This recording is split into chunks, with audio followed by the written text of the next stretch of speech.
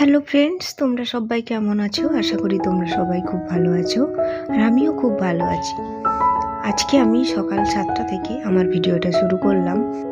তোমাদেরকে আমার ভিডিওটি দেখার জন্য অনুরোধ করছি। আই হোপ তোমাদের আমার ভিডিওটি খুবই ভালো লাগবে। আর এই তো এখন আমি সকালের খাওয়া বাসনগুলো খুব ভালো করে ধুয়ে নিচ্ছি। আজকে সকাল 7টার সময় তোমাদের সামনে ব্লগটা নিয়ে এলাম, কিন্তু আজকে একটু তাড়াতাড়ি উঠেছিলাম।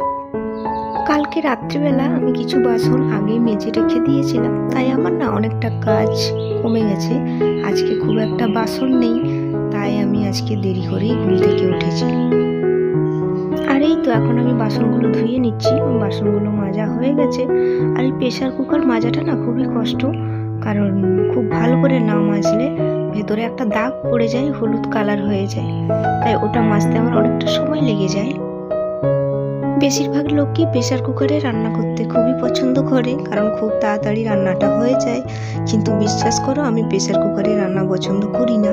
আমার সময় লাগলেও আমি এমনি নর্মালি রান্না করি। আর এই তো এখন আমি সবজি কাটতে বসে গেছি। আগের দিনের পেঁয়াজগুলি অনেকগুলো রাখা আছে, তো দুজনাই বলে কি বলতো অনেক বেশি হয়ে যাচ্ছে। বললাম না, আমাদের একটু সবজি নিয়ে এলে অনেক বেড়ে যায়, আর যেহেতু ফ্রিজ নেই তাই নষ্ট হওয়ার সম্ভাবনা থাকবে। তাই আজকে সকালবেলায় ভাবলাম একটু পেঁয়াজগুলি ভেজে নিই।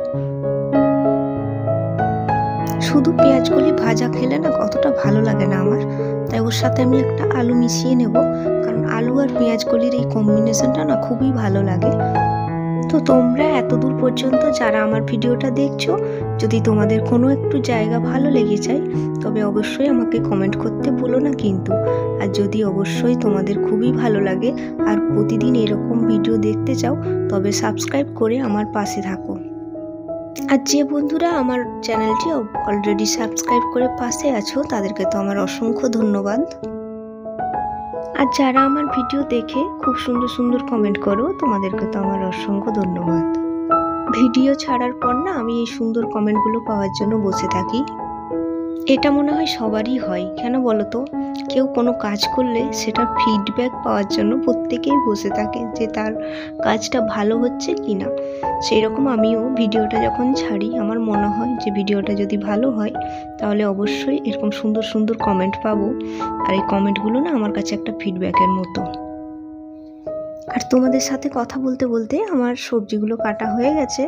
এরপর দেখো, এটা আমি ভাজতে বসে যাব। তো তার জন্য একটা লঙ্কা ফোড়ন দিয়ে দিলাম তেলের মধ্যে, আর পেঁয়াজগুলি আর আলুটা আমি এখন ভেজে নেব। আমার ভাত আর তরকারি একসাথেই হয়ে যায়, এক পাশে ভাত হতে থাকে আর এক পাশে আমি রান্না করতে থাকি। তো মনে হয় এটা সবাই করে, কাজ যতই থাক বা নাই থাক না কেন, সবাই চাই রান্নাটা তাড়াতাড়ি করে কমপ্লিট করতে, একটা গুছিয়ে করতে চেষ্টা করে। তো দেখো, আমি হলুদ আর লবণ দিয়ে দিলাম। এরপর খুব ভালো করে এটা ভেজে নেব, আর একটু ঢাকা দিয়ে দেব যাতে পেঁয়াজগুলি থেকে অল্প পরিমাণে জল বেরোয়। ওই জলেই আলুটা সেদ্ধ হয়ে যাবে, আর একটা খুব সুন্দর ফ্লেভার আসবে। আর তারপর কিছুক্ষণ পর আমি একটা কাঁচা লঙ্কা অ্যাড করে দিলাম। এটা লঙ্কার ফ্লেভারটা থাকবে আর বেশ খেতে ঝাল ঝাল হবে। তার জন্য আমার রান্নাগুলো যদি তোমাদের ভালো লাগে তো অবশ্যই তোমরা একটা কমেন্টে আমাকে জানাবে, আর অবশ্যই আমার ভিডিওতে একটা লাইক করে দেবে।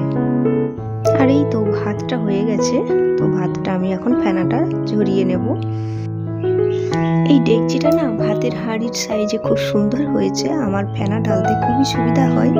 যখন প্রথম এনেছিলাম তখন ভাবতে পারিনি এটা এত সুন্দর আমার কাজে লেগে যাবে। আর এইদিকে আমার এখন ভাজাটা কমপ্লিট হয়ে গেছে। শীতকালে এই সবজি মনে হয় প্রায় সকলের বাড়িতেই হয়, এটা নতুনত্ব কিছু নয়। তো ভাজাটা এখন আমি তুলে নিচ্ছি, কারণ কড়াইটা আমাকে পরিষ্কার করতে হবে। এই কড়াইয়ের মধ্যে দিয়ে আবার আমাকে রান্না করতে হবে। তো কড়াইয়ের মধ্যে আমি তেল দিয়ে দিয়েছি, হলুদ দিয়ে দিচ্ছি, আবার লবণও দিয়ে দিয়েছি। তাহলে কি বলতো, কোনো কিছু ভাজতে গেলে আমাকে আলাদা করে লবণ আর হলুদটা অ্যাড করতে হবে না।